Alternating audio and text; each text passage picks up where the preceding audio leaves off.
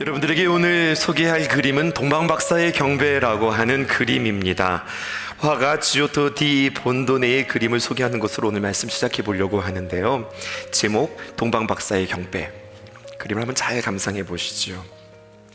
그림 속의 그 소품과 인물들은요, 이 화가가 자신의 상상 속에서 그린 것이 아니라 실제의 모델들을 관찰하면서 그림을 그렸다고 그래요. 예를 들어서 한번 띄워줘 보실까요? 마구간을 그릴 때는 그냥 마구간을 그냥 아무렇게나 그린 것이 아니라 집에 있는 탁자를 보니까 이거 마구간처럼 생겼다 생각해서 탁자를 가지고서 저렇게 마구간을 그렸어요. 지오토는 낙타를 본 적이 없답니다. 그런데 상상으로 그릴 수는 없는 거잖아요. 그래서 어떻게 할까라고 하다가 사람들을 부른 거죠. 당신은 낙타 눈을 좀 한번 해보세요. 낙타가 예수님을 본다고 한번 생각해 보세요. 경이롭고 반짝이는 그 눈을 좀 한번 떠보세요. 그렇게 이야기하고 낙타의 눈을 그리기 시작했어요. 그래서 지오토가 그린 낙타의 눈은 사람 눈처럼 파란색입니다. 사람의 눈을 보고서 그렸다고 그랬어요. 여러분, 동물원에 가서 낙타의 그 낙타 발굽을 보신 적 있으세요? 낙타 발굽은 원래 세 개고 넓적해요. 그런데 아마도 이 지오토는 낙타를 그리면서 말발굽을 보면서 그림을 그린 것 같아요. 귀도 보면은 이 귀가 낙타 귀가 아니라 당나귀 귀입니다. 낙타의 주둥이는요, 아마도 말을 보고 그린 것 같아요. 그러니까 약간 좀 요상하게 생겼는데 나름 이게 낙타란 말입니다. 지오토는 앞에서도 소개했지만 그림을 그릴 때 철저히 모델을 보고 아주 정밀하게 묘사했거든요. 사진을 찍은 것처럼 매우 사실적으로 묘사하려고 참 애썼습니다. 그래서 회화의 역사에서 지오토를 평가하기를 어떻게 평가하냐면 그는 근대 회화의 창시자다, 이렇게 이야기해요. 당대 단테라고 하는 귀한 소설가가 있었죠. 이렇게 이야기합니다. 치마부의 시대는 갔다. 지금부터는 지오토의 시대다. 그렇게 이야기해요. 조금 설명이 필요합니다. 지오토 디 본도네를 가르쳤던 스승이 있었는데 이름이 치마부예요. 치마부에가 그에게 그림을 가르쳤는데 스승보다 제자가 나은 거죠. 그래서 단테는 이야기하기를 치마부의 시대는 갔고 이제 비로소 지오토의 시대는 왔다, 그렇게 이야기하는 겁니다. 또 이러한 평가도 있었습니다. 띄워줘 보실까요? 보카치오는요, 이렇게 이야기했습니다. 수세기 동안의 어둠 속에 갇혀있던 회화 예술에 빛을 던진 사람이다, 이렇게요. 그림이 그려졌는데 어두컴컴했단 말입니다. 그러니까 그림이 잘 그려졌는지 못 그려졌는지 잘 몰랐던 그림이었는데 이제 어떤 사실적 묘사라고 하는 이런 회화 기법이 들어오자 이제 회화 예술에 빛을 던진 사람이라, 이렇게 평가했다는 거예요. 여러분, 오늘 마태복음 2장 1절에서 12절에 보면 아기 예수께 경배드리는 이 동방박사들의 모습은 아주 탁월한 수작 중에 수작으로 꼽혀집니다. 왜냐하면 동방박사들이 아기 예수님을 경배하는 모습을 표현할 때에 아주 근엄하고 진지한 동방박사들의 표정을 잘 그렸어요. 그런데 이 천재 지오토는요, 이렇게만 쓰지 않았어요. 어떻게 했느냐? 낙타를 끄는 소년 하나를 등장합니다. 박사들이 아기 예수님께 경배하는 동안에 이 천진난만한 낙타들이 뭐 아나요? 그러니까 예수님 보고서 왕 하면서 엄청 좋아했거든요. 그런 모습에 난감해하면서 쉿, 조용히 하지 못해, 지금 무슨 시간인데 하면서 눈빛으로 말입니다, 이 낙타를 꾸짖는 모습을 이렇게 표현했어요. 그러므로 더욱더 엄숙하고 그리고 박사들의 경외와 그리고 찬탄을 극대화하면서 표현했다고 하는 거죠. 당시에 여관 주인 요셉과 마리아를 홀대했죠. 그래서 물론 방도 없었지만 그를 어디에서 지내게 했습니까? 마구간에서 지내게 했죠. 또 심지어 헤롯 왕은요, 아기 예수를 죽이려고 엄청난 대학살을 꾸미지 않습니까? 이 모든 배경들을 그림에 다 담았어요. 어떻게 담았냐면, 여러분, 이 마구간 앞에 그림을 띄워주실까요? 요셉과 마리아가 있고 그리고 동방박사가 있는데 그 배경이 이게 여관 배경이 아니거든요. 아주 딱딱하고 메마른 돌산 앞에 이렇게 마구간을 설치해 놓고 그 앞에서 온 마음을 다하여서 이렇게 경배하는 모습으로 그림을 그렸다고 하는 거죠. 이 그림은 천이나 아니면 종이 위에 그리지 않았어요. 여러분, 프레스코라고 들어보셨어요? 벽화입니다. 벽에다가 이렇게 그림을 그렸거든요. 근데 단 이 한 작품만 그린 것이 아니라 그 파도다 스크로베니 성당에 보면, 이탈리아에 있는 성당인데요, 이렇게 지오토가 그려진 수많은 프레스코, 벽화가 있어서 이 성전에 들어가면 지오토의 성경을 만난다, 이런 해석이 있어요. 그래서 곳곳마다 예수님의 탄생, 또 예수님의 부활, 예수님의 십자가, 예수님의 산상순, 예수님의 여러 가지 많은 이야기들을 벽화에 다 남겼습니다. 오늘 본문으로 돌아와 볼까요? 오늘 등장인물 여러분들에게 소개하려고 하는데, 첫 번째 동방박사입니다. 1절과 2절에 이들을 이렇게 표현하고 있어요. 헤롯 왕 때에 예수께서 유대 베들레헴에서 나심에 동방으로부터 박사들이 예루살렘에 이르러 말하되. 동방이니까 동쪽일까요, 서쪽일까요? 동쪽이겠죠. 예루살렘을 중심으로 동쪽에 있는데, 아마도 성경학자들은 이곳을 바벨론, 오늘날의 이라크 지역이겠다라고 추정하고 있어요. 거기에서 동방 박사들이 왔는데요, 박사들은 분명 그냥 온 것이 아니라 그 당시에 디아스포라, 흩어진 유대인들로 하여금 예수님에 대한 구약의 예언을 들었어요. 이 땅에 우리를 구원할 메시아가 오신다 라고 하는 이야기를 들었어요. 그리고 그것을 마음에 담았을 것입니다. 그날이었을까요? 어느 날 갑자기 하늘을 보면서 이렇게 별들을 관찰하고 있는데, 하나님의 계획, 하나님의 시간 속에서 놀라운, 평소에 보지 못했던 아주 찬란한 별 하나를 그들은 발견하게 되었습니다. 그리고 그들은 디아스포라 유대인들을 통하여서 전에 들었던 말씀이 떠올랐는지도 몰라요. 미가서 5장 2절에 있는 말씀이죠. 베들레헴 에브라다야, 너는 유다 족속 중에 작을지라도 이스라엘을 다스릴 자가 내게로 나올 것이라. 이스라엘을 다스릴 왕이 태어난다고 하는 예언의 말씀이에요. 그런데 그를 어떻게 표현하고 있느냐? 그의 근본은 상고에, 영원에 있느니라. 그냥 사람의 아들로 태어난 것이 아니라 그 구원자는 하나님께서 준비하신, 영원에서부터 준비한 하늘의 구원자다, 이런 말씀이 그들에게 다시 한번 기억되었을 거예요. 여러분, 이 말씀을 기억했고 이 말씀이 이루어진다고 하는 확신들이 그들에게 생겼습니다. 그리고 그 예언의 주인공을 만나겠다고 그들은 다짐하고 그리고 떠나는 거예요. 동방박사라고 했으니까 여러분들 박사, 과학자라고 생각하기 쉬우시지요. 당시에 이 동방박사들은 그냥 천문, 별만 연구하는 사람들이 아니었습니다. 이들은요, 바벨론의 제사장들이었어요. 그러니까 이방신을 섬기는 제사장들이었단 말입니다. 뿐만 아니라 이들은 철학과 의학과 자연과학, 이러한 모든 학문에 아주 능통했고, 특별히 천문학에 아주 능통했던 당대의 최고의 지식인들이었어요. 그리고 그들은 바벨론 왕궁에 살았습니다. 왕궁에 살면서 그들이 연구하고 가르친 일뿐만 아니라 특별히 누구를 가르쳤느냐? 왕을 가르치고, 그리고 거기에 있는 귀족들과 그리고 왕자들을 가르치는 일들을 했죠. 그러니까 이 사람들은 정치, 문화, 그리고 교육에 최고의 기득권을 가지고 있었던 사람들, 그러니까 아쉬울 것이 없는 사람들이었습니다. 또 바랄 것도 없는 사람들이었습니다. 그러니까 자신들이 굳이 그 좋은 자리를 떠나야 할 이유가 없는데, 오늘 보니까 그들이 그 자리를 떠났다는 이야기예요. 바벨론, 이라크에서부터 시작하여서 예루살렘까지를 자를 대고서 이렇게 쭉 줄을 그으면, 여러분 축척으로 따지면 그냥 직선거리로 800km 정도 되어집니다. 근데 제가 방금 말씀드렸죠. 이게 자를 대고서 줄로 그었다고요. 길이 그렇게 뚫리는 건 아니잖아요.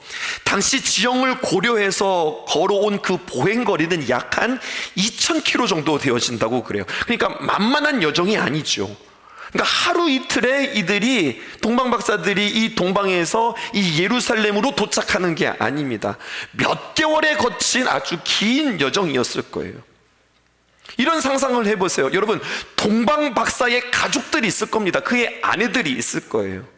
한번 가정해 보세요. 내 남편이, 내 아버지가 잘 살다고 있다가, 아주 편안하게 잘 살고 있다가 바벨론을 떠나서 어디 가세요? 그랬더니 나는 저 서쪽 팔레스타인에 있는 아주 작은 마을 베들레헴으로 별을 내가 보았으니 그 별이 가르치는 그곳을 내가 가봐야 되겠어. 이렇게 이야기한다고 할 때에 어느 아내가, 어느 가족들이, 어느 자식이 잘하셨어요, 그래야죠, 가셔야죠, 이렇게 응원해 줄 사람이 어디 있겠어요? 무책임한 거 아니에요? 너무 무모한 거 아니에요? 여보, 당신은 너무 당신만 생각하는 거 아니에요? 남겨진 우리 가족들은 어떻게 하라고요?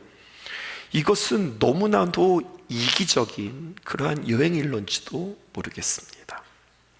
사실 가족들만 이해 못한 것이 아니라요, 여러분, 박사 자신들도 이해하지 못하는 상황이었습니다. 충분히 납득하고 충분히 계획하고 떠난 그러한 여행이 아니었어요. 충분히 이 여행은 즉흥적이었습니다. 질문해 볼게요. 여러분, 동방 박사들은 감정적인 사람들일까요? 이성적인 사람들일까요? 충분히 이성적인 사람들 아닐까요?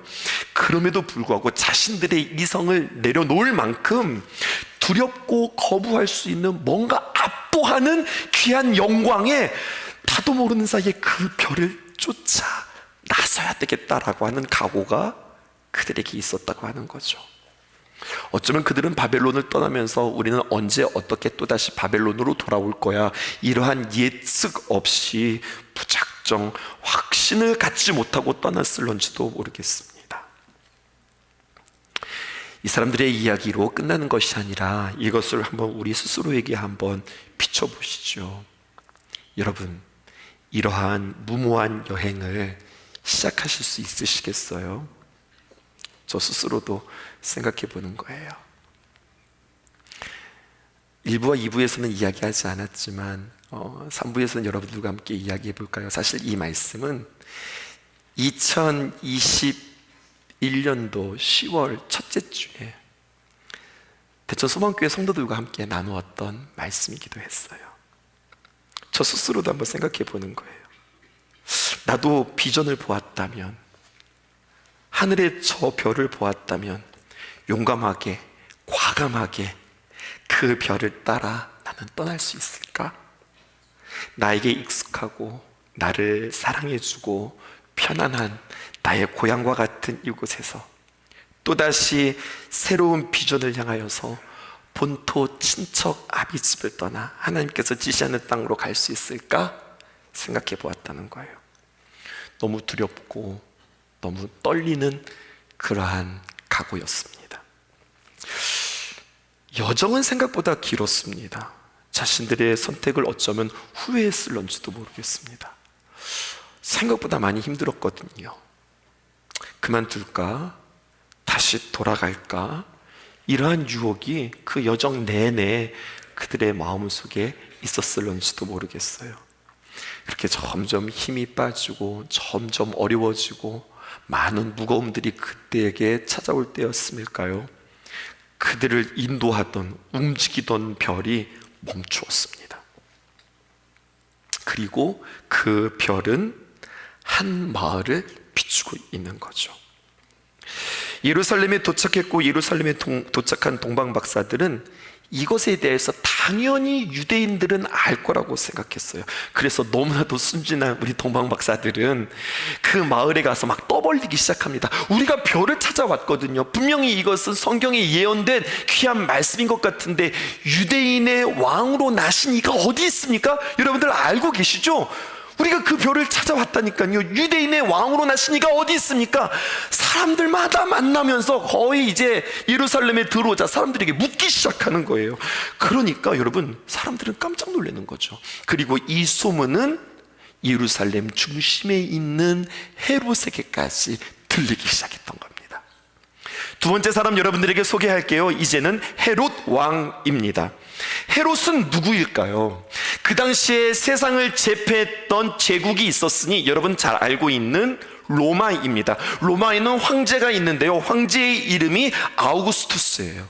아우구스투스 황제. 우리 세계사 시간은요 옥타비아누스라고 여러분들 배우셨을 거예요. 그가 황제에 오르기까지 정치적으로 군사적으로 많은 재물을 뒤에서 보태준 사람이 있었으니 그게 바로 누구냐? 유대의 헤롯 왕이었습니다. 아우구스투스는요 잘 알았어요. 그리고 그 헤롯에게 유대의 왕이라고 하는 칭호를 주었고, 그리고 유대 땅을 다스릴 수 있도록 그 유대 땅을 그에게 하사하였습니다. 그런데 문제는 유대인들이요 이 헤롯을 싫어했어요. 왜 싫어했느냐? 싫어할 모든 조건들을 다 갖추고 있었어요. 먼저 헤롯은 출신이 어디 출신이냐면, 여러분 그는 이방인이요 이두메인의 혼혈 출신이었어요. 다른 건 몰라도 유대인들이 혈통 하나만큼 엄청 따지잖아요. 근데 우리 왕이 누구냐? 호련이라는 게 틀린 거예요.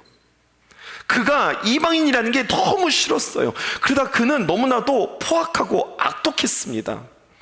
악독할 뿐만 아니라 그는 교활했어요. 자, 교활함을 한번 제가 설명을 해볼게요. 교활한 것은요 여러분 처음부터 끝까지가 다 나쁜 게 아니에요. 교활한 건 이것입니다. 그 사람의 니즈, 그 사람의 필요를 너무나도 잘 아는 거죠. 머리가 잘 돌아가는 사람이었거든요. 헤롯이 가만히 보니까 내가 유대인의 왕이 되기는 했는데 어떻게 하면 저들의 마음을 살까 보았더니 그들의 관심사가 있어요. 특별히 유대인들은 종교심이 강했는데 보니까 저들은 성전을 너무 사랑하는 거예요. 근데 그 성전이 솔로몬 성전 이후에 무너지고, 그리고 다시 성전이 세워졌는데 수룹바벨 성전이라는 거죠. 근데 너무 초라한 거지. 저들의 마음을 살기 위해서는 대대적인 성전 공사를 해야 되겠다 하고서 그들을 위하여서 막대한 재정을 투자하여서 정말 근사하게 성전을 리모델링 했으니 전 성전과는 비교도 할 수 없을 만큼 무척 화려하고 무척 크게 성전을 지었어요. 그래서 나중에 제자들이 예수님께 걸어가면서 성전을 보면서 제자들이 한 말이 있잖아요. 예수님 보세요, 성전 근사하지 않아요? 멋지지 않아요? 라고 이야기할 만큼 그 성전을 멋있게 지어놓고 유대인들의 마음을 살라고 했다고요. 그런데 그 마음이 잘 사지지 않았습니다. 성전은 좋아했으나 그 백성들은 여전히 헤롯을 왕으로 여기지 않았어요. 그러니까 왕위에 있었지만 헤롯은요 늘 불안하고 예민했지요. 로마 황제 아우구스투스를 통하여서 그 유대 땅을 하사받기는 했는데, 옥타비아누스, 아우구스투스도 이 헤롯이 어떤 인물인지 아는 거예요. 필요할 때는 잘 쓰기는 했으나 사람이 좀 불편한 거거든요. 하지만 황제가 뭐가 어려울 게 있습니까? 그러면서 헤롯을 향하여서 비꼬듯이 했던 언어 유희가 있습니다. 아주 유명한 말이죠. 그것은 바로 무엇이냐, 이런 말입니다. 띄워줘 보실까요? 헤롯의 휘오스가 됐느니 헤롯의 히스가 되는 것이 나을걸? 이렇게 이야기했어요. 휘오스라고 하는 말은요 그리스어로, 헬라어로 아들이라고 하는 뜻이고, 히스라고 하는 말은 돼지라는 말이에요. 그런데 휘오스, 히스 발음이 비슷하죠. 이것으로 그렇게 언어 플레이를 하는 거예요. 언어 유희로 헤롯의 휘오스 아들이 되느니 헤롯의 히스 돼지가 되는 편이 나아. 왠 줄 알아? 유대인의 혈통 가운데 유대인들은 최소한 돼지는 안 잡아먹거든. 헤롯, 그는 자신의 왕위를 지키기 위해서 심지어는 자신의 아들까지도 가감없이 죽이는 자야. 그렇게 난폭한 자가 바로 헤롯이었단 말이에요. 그러니까 그것을 비꼬면서 헤롯의 휘오스가 되느니 차라리 헤롯의 히스가 되어서 죽음은 면하라. 최소한 돼지고기는 안 먹으니까. 이렇게 이야기했단 말이죠. 분위기가 이렇고 헤롯이 이런데 우리 동방 저 멀리에선 동방 박사들이 뭘 알아야죠. 그래서 유대인의 왕으로 나신 이가 어디 있습니까? 라고 너무나도 순진하게 물었으니 헤롯이 얼마나 깜짝 놀랐겠어요. 근데 여러분, 이제 또다시 한번 우리 자신들을 비교해 볼 필요가 있습니다. 우리 또한 우리 안에 헤롯과 같은 모습이 있지는 않은지 한번 생각해 보세요. 그가 지금 무엇에 예민하죠? 그가 지금 무엇에 안달이 나 있죠?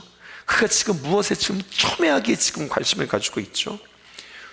무슨 수를 써서라도 자신의 왕좌를 지키려고 했던 것처럼 저와 여러분들도 어떤 기득권, 어떤 자리, 나의 위치, 이것에 대해서 안달복달하며 내 힘으로 이것들을 가지고 정말로 지키려고 애쓰고 노력하고 있는 우리들의 모습은 아닌가라는 거예요. 대강절, 여러분, 기다림의 주간입니다. 우리는 누구를 기다려요? 예수님을 기다려요. 한 주가 지났어요. 두 주가 지났어요. 우리가 이렇게 카운트를 하면서 양초에 불을 켜요. 벌써 양초에 2개의 불이 켜졌어요. 3개가 켜지고 4개가 켜진 다음에 그리고 우리는 빨간 초를 준비할 거예요. 그리고 성탄절에 빨간 초를 준비하고 우리는 성탄절을 맞이할 거거든요. 예수님을 기다리잖아요. 그렇게 기다리는 여러분들에게 저는 질문하고 싶은 거예요. 예수님을 왜 기다리세요? 아니, 목사님, 당연히 예수님 기다리죠. 우리를 구원하신 평화의 왕이 오시는데, 우리를 사랑해 주시고 우리에게 은혜를 베풀어 주시는 그 왕이 이곳에 오시는데 우리가 당연히 기다리죠.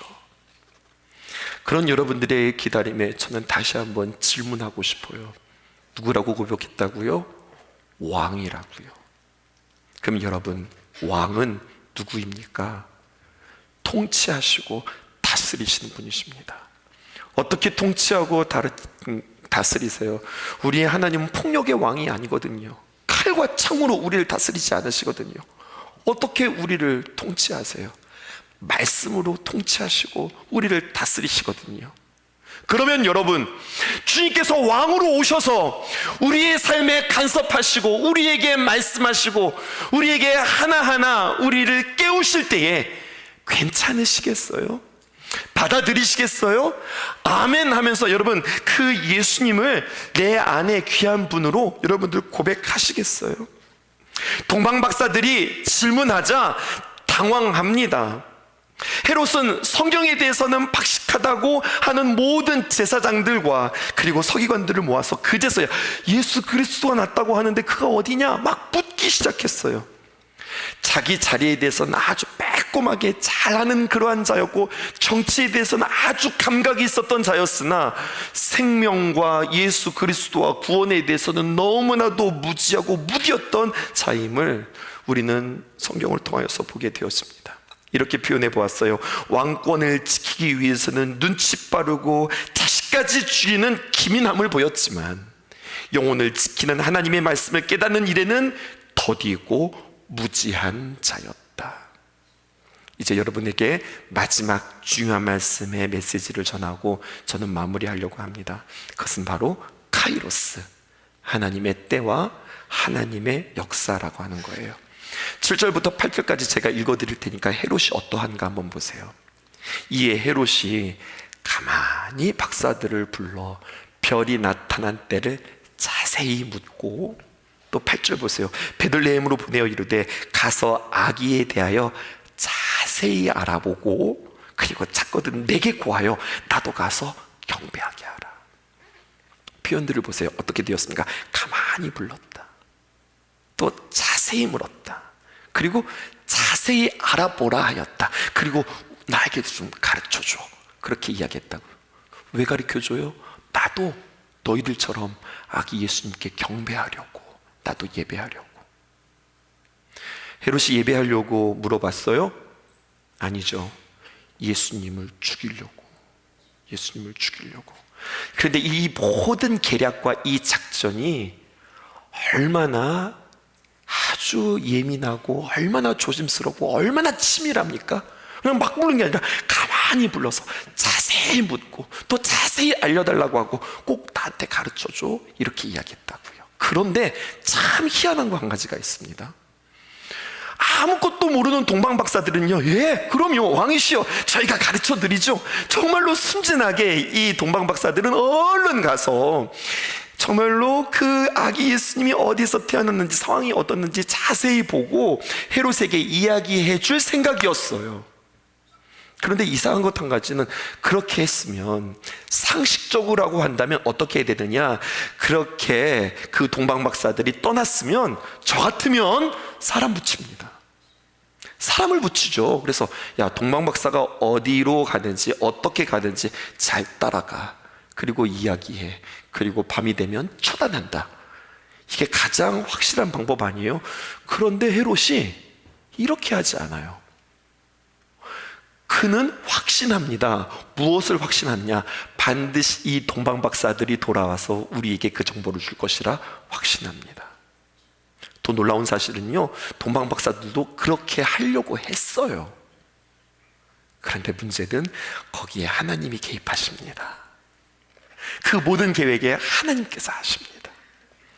여러분, 나중에 우리가 함께 살펴보면 알지만 동방박사들에게 누가 나타나느냐? 헤롯의 부하들이 나타나는 것이 아니라 천사들이 나타나서 너는 헤롯에게로 가지 말고 곧바로 너희의 고향으로 돌아가라. 그렇게 가르쳐 주잖아요. 여러분 보십시다. 역사의 주관자는 하나님이십니다. 하나님이 도와주셔야 되고요, 하나님이 응원해 주셔야 하고요, 하나님이 지켜주셔야 하고, 하나님이 풀어주셔야 해요. 헤롯이 부족한 게 뭐가 있어요? 얼마나 분명하고 얼마나 긴밀하게 모든 일들을 잘 준비했어요. 근데 그렇게 잘 준비하는 그가 왜 그 부분은 놓쳤을까요? 이해가 안 되어지는 부분이에요. 여러분, 아무리 자신이 다 준비했다 하더라도 하나님이 간섭하시면은 여러분 안 되는 겁니다. 다 풀어졌다 하더라도 하나님이 묶으면 그건 묶이는 겁니다. 아무리 묶인 일이라 할지라도 하나님께서 풀으시면 그것은 풀어지는 일입니다. 그러므로 우리의 관심은 사람에게 인정받고 내가 납득하고 내가 이해하는 것이 중요한 것이 아니라 하나님께 인정받고 하나님께서 이해하셔야 하고 하나님께서 납득해 주셔야 합니다. 하나님과 우리와의 사이를 통하여 우리의 모든 인생들이 풀어진다고 하는 사실을 여러분들 기억하실 수 있으셔야 해요. 아무리 치밀하게 준비하고 동원하고 다짐하고 각오를 해도 하나님이 틀으시면 망한다. 오늘 이것을 우리에게 이야기하는 거죠. 그러므로 헤롯이 선물 받았대요. 무슨 선물을 받았을까요? 당황함과 분노와 실패를 선물로 받았습니다. 아니, 동방박사들이 왜 안 와? 분명히 올 때가 되었는데 왜 안 와? 알고 봤더니 집에 갔대요. 그러니까 얼마나 이게 황당하고 얼마나 배신감이 느껴지며 뭐야? 이렇게 되었을까요? 그게 사람의 계획으로 되는 거예요? 하나님이 일하신 거죠. 그렇다면 여러분, 동방박사들은 무슨 선물을 얻었을까요? 오늘 10절에 보니까 이렇게 표현하고 있습니다. 그들이 별을 보고 매우 크게 기뻐하더라. 예수님이 태어나신 그 모습을 그리는 많은 화가들은요, 그림을 그릴 때 그냥 그린 것이 아니라 마치 그 별이 서치라이트 아시죠?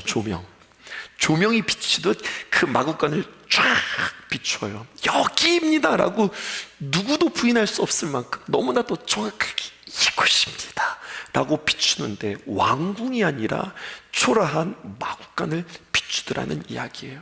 그런데 그들이 그 비추는 그 별을 보고 오늘 표현해 보니까 매우 크게 기뻐하니라 라고 표현되어져 있어요. 제가 강조하기 위해서 이 부분을 좀 더 설명해 볼게요. 여러분, 기뻐하다라고 하는 리조이스라고 하는 단어가 있습니다. 그런데요, 이 리조이스라고 하는 단어에 대단히라고 하는 동사를 수식하기 위해서 부사가 붙었는데 그게 바로 exceedingly라고 하는 표현이에요. 그러니까 해석하면 대단히 기뻐하다라고 하는 거예요. 그런데 거기에 with 라고 하는 전치사가 붙고 great joy라고 하는 것은 또다시 기쁨이라고 하는 내용이 반복되었어요. 그리고 그 기쁨이라고 하는 명사를 해석하기 위해서 great라고 하는 형용사가 붙었어요. 문법적으로 전혀 문제가 되지 않아요. 여러분, 동사를 수식하기 위해서 부사가 붙고요, 명사를 수식하기 위해서 형용사가 붙었는데 문법적으로는 전혀 문제가 되지 않으나 이것을 직역하면 되게 이상해져요. 어떻게 이상하게 되느냐? 직역하면 대단한 기쁨을 가지고 대단히 기뻐하였다. 여러분, 말을 이렇게 하는 사람 봤어요? 뭔가 좀 어렵게 제가 좀 설명을 했나요?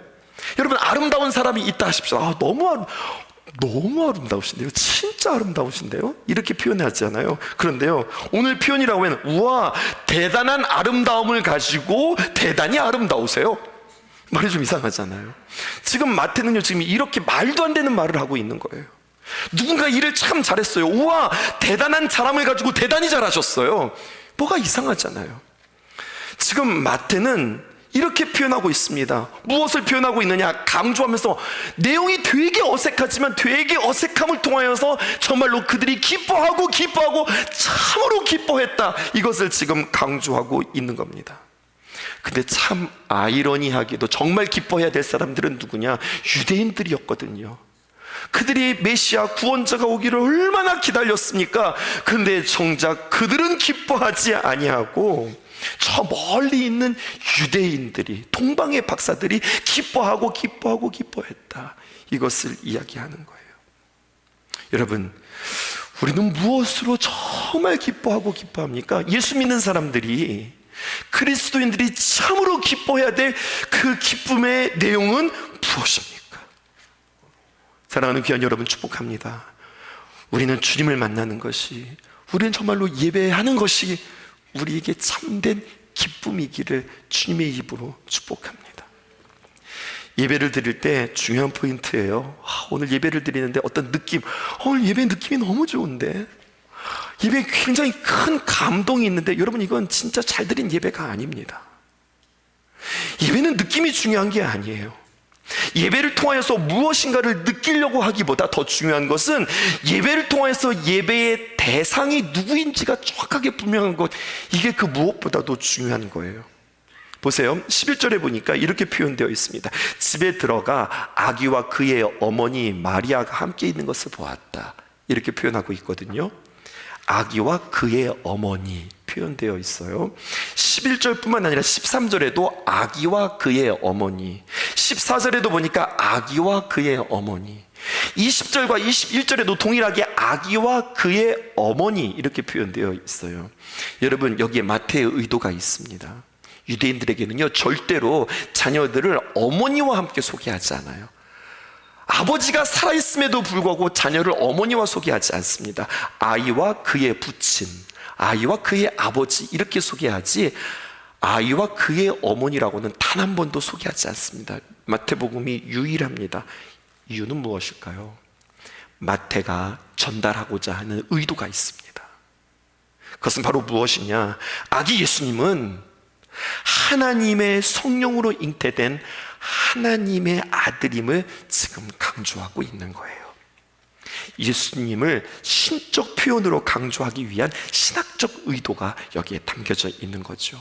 예수님은 누구십니까? 그래서 참 하나님과, 그리고 하나님 자신이 나를 구원하시기 위해서 하나님이 이 땅에 오셨다, 이것을 우리에게 강조하고 있어요. 또 한 가지, 사랑하는 성도 여러분, 지금 동방박사들이 경배합니다. 누구를 경배합니까? 아기 예수님을 경배합니다. 마리아를 경배하지 않습니다. 이게 굉장히 중요해요. 마리아에게 기도하지 않습니다. 마리아에게 찬송하지 않습니다. 마리아에게 헌화하지 않습니다. 예배의 대상이 누구인지가 분명하다고 그랬죠. 이게 중요하다고 그랬죠. 여러분, 예배는, 그 예배의 대상은 누구셔야 하느냐? 예수님이어야 합니다. 오늘 성경이 이것을 우리에게 이야기하고 있어요. 우리는 마리아에게 기도하거나 마리아에게 찬송하지는 않잖아요. 그런데 말이에요, 성경이 우리에게 도전하는 거예요. 나는 정말 무엇을 예배하고 있지?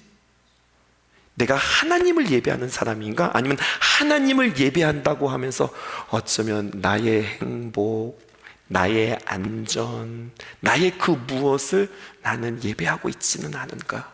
성경은 우리에게 도전하는 거예요. 당신의 예배의 대상은 무엇입니까? 오늘 동방박사들이 예수님께 귀한 예물을 드립니다. 성경 퀴즈에 자주 나오는 질문이죠. 동방박사들이 예수님께 무슨 예물을 드렸을까요? 3가지. 황금과 유향과 모략. 황금은 왕에게 걸맞는 예물입니다.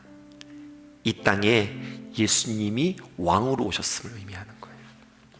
유향은 누구에게 어울리는 예물인가? 제사장에게 어울리는 예물이에요. 제사장들이 성전에서 사용했던 것이 바로 유향입니다. 하나님과 인간 사이의 최종적인 화해를 가져오는 대제사장으로서 오신 예수님을 예표하는 거예요. 여러분, 몰약은 어디에서 쓰여질까요? 장례용품이에요. 사람의 부패를 막기 위하여서 쓰여지는 향품입니다. 예수님은 누구인지 우리에게 가르쳐주고 있어요. 예수님은 이 땅의 죄인들을 위하여서 대신 죽으시기 위해서 이 땅에 오신 분입니다.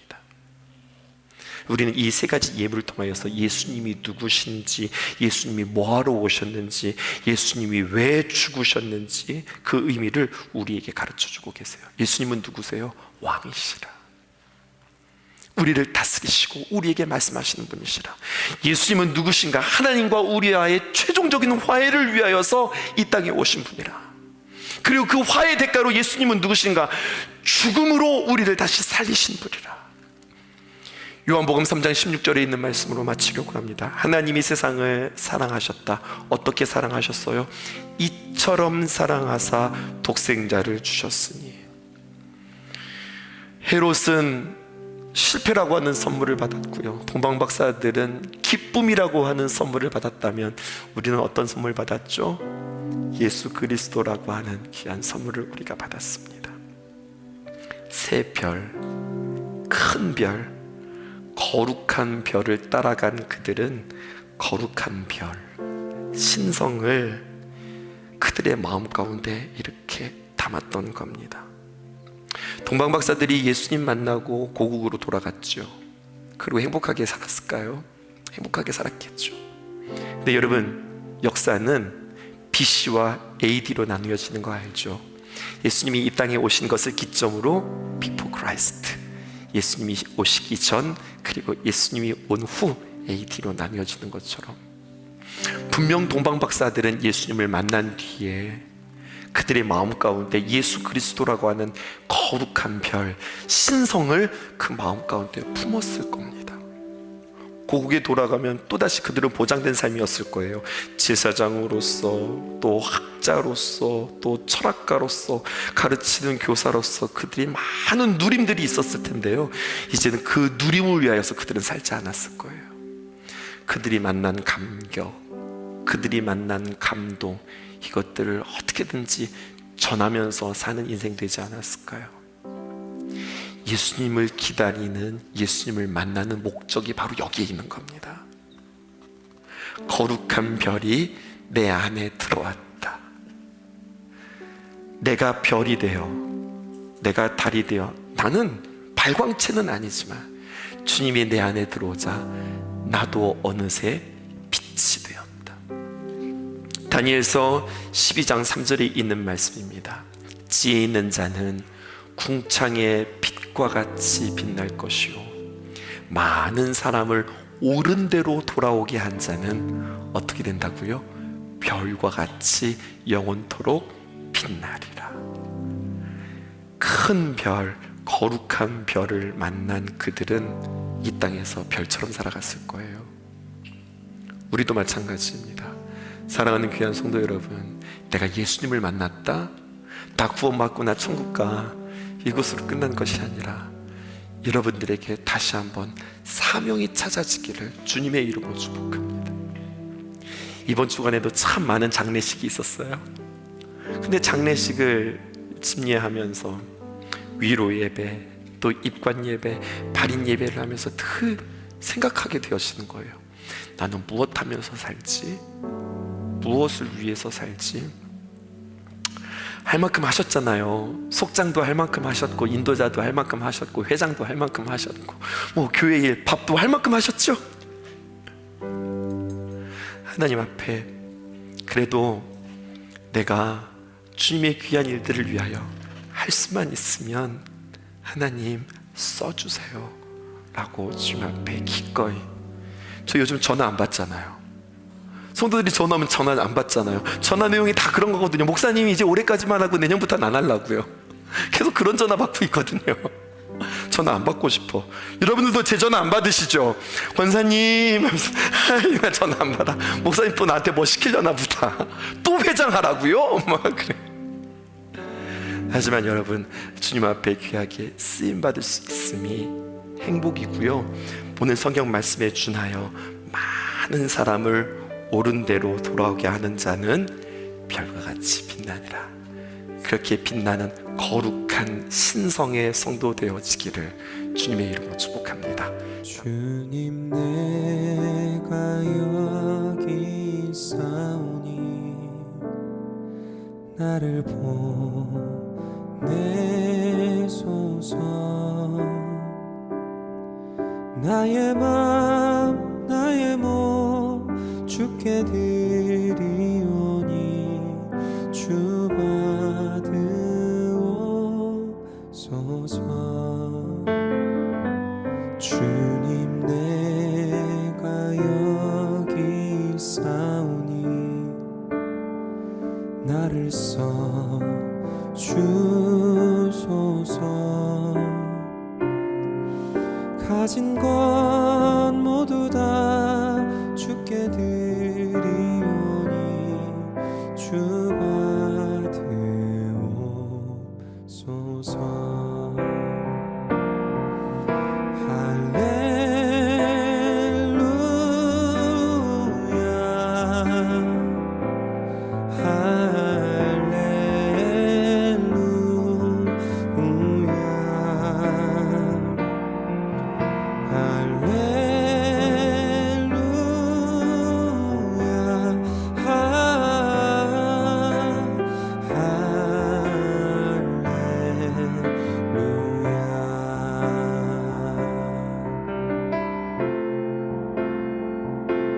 주님, 내가 여기 있사오니 나를 보내소서. 나의 맘 나의 몸 주께 드리오니 주 받으옵소서.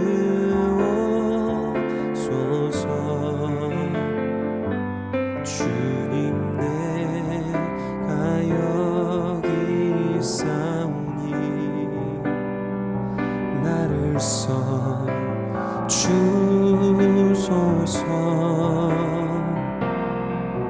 가진 것 모두 다 주께 드리오니 주 받으옵소서.